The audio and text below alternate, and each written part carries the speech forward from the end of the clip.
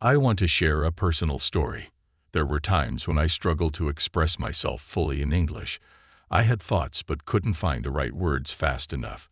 This experience taught me that to become fluent, it's essential to start thinking in English itself rather than translating from my native language.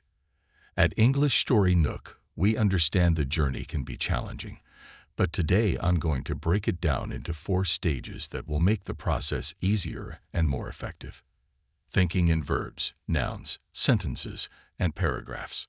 Let's start with thinking in verbs. Verbs are the actions or states that allow us to describe what's happening. When we think about any activity, we usually think in verbs, like walking, eating, or learning.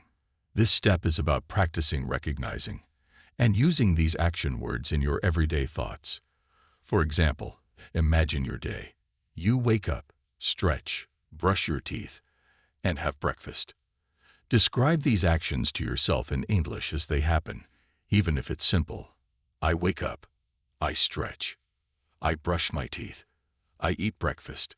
Once you're comfortable narrating your own day-to-day actions with verbs, you're already making progress in thinking directly in English.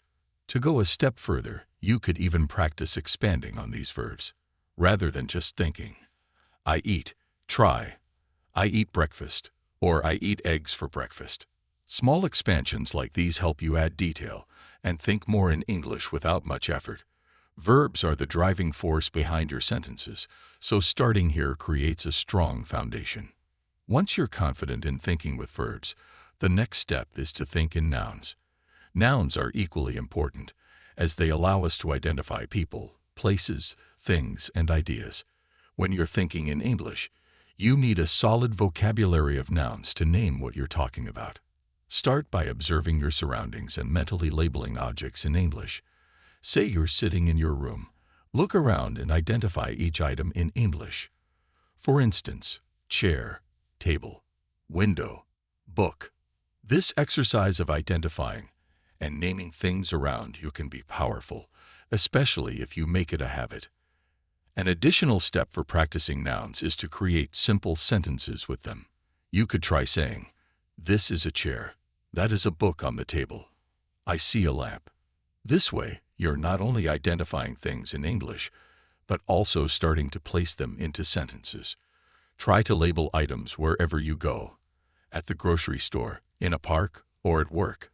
Thinking in nouns and recognizing them throughout your day builds your ability to recall vocabulary quickly, which is a huge advantage in conversational English.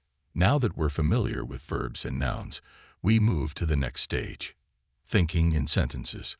Sentences are the structure of communication, the building blocks of fluent speech. In English, sentences often follow a subject-verb-object structure, like I, subject, read, verb, a book, object. Begin with simple sentences about your day, such as I walk to the store, or I make coffee in the morning. Starting with these shorter sentences helps build confidence, and once you're comfortable, you can make them more complex. For instance, instead of I eat breakfast, try adding more detail. I eat a healthy breakfast with eggs and toast every morning. By adding specifics, you're practicing forming more descriptive sentences, which makes your thoughts in English richer and more natural. Over time, you'll find it easier to describe more complex thoughts and situations, moving towards fluency. Once you're thinking in sentences, you're ready for the final stage, thinking in paragraphs. This step involves organizing your thoughts to form longer, cohesive expressions of ideas.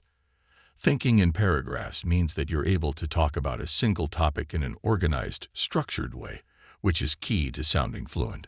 Start by choosing a simple topic, like my daily routine or my favorite hobby. Begin with a sentence introducing the topic, follow with details, and finish with a closing thought. For instance, if describing your day, you might start with morning activities, move to the afternoon, and end with the evening. Practice writing short paragraphs on these topics, and then try speaking them aloud. This will help you become more comfortable with expressing your thoughts in a natural, flowing way. Writing and thinking in paragraphs enhances your ability to communicate ideas clearly and in depth.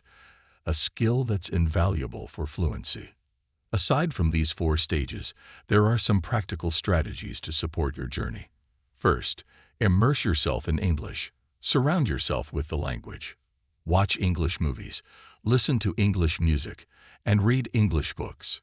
At English Story Nook, we believe that the more you expose yourself to the language, the more naturally you'll start thinking in it. Second, practice regularly. Even dedicating just a few minutes each day to think in English can make a big difference over time. You might set a goal to practice verbs and nouns in the morning, sentences in the afternoon, and paragraphs at night. Regular practice builds confidence and makes the process feel natural. Don't be afraid to make mistakes. It's all part of the journey. Learning a language is about progress, not perfection. So embrace your mistakes as signs of growth. If possible, find a language partner who can practice with you. Having conversations with someone else gives you real-time practice and feedback, which can help accelerate your learning. Finally, try using language learning apps. Many apps are designed to help with vocabulary, grammar, and pronunciation, making them a convenient way to practice on the go. Apps can reinforce what you're learning and provide quick, fun exercises to keep you engaged. At English Story Nook, we understand that thinking in English is a gradual process, but with each stage, you'll notice improvements in fluency. Start with verbs, expand to nouns, build sentences, and practice paragraphs. Consistent practice, exposure, and a willingness to learn from mistakes will bring you closer to the fluency you're aiming for. Remember, every small step counts, and with time, thinking in English will become as natural as speaking it.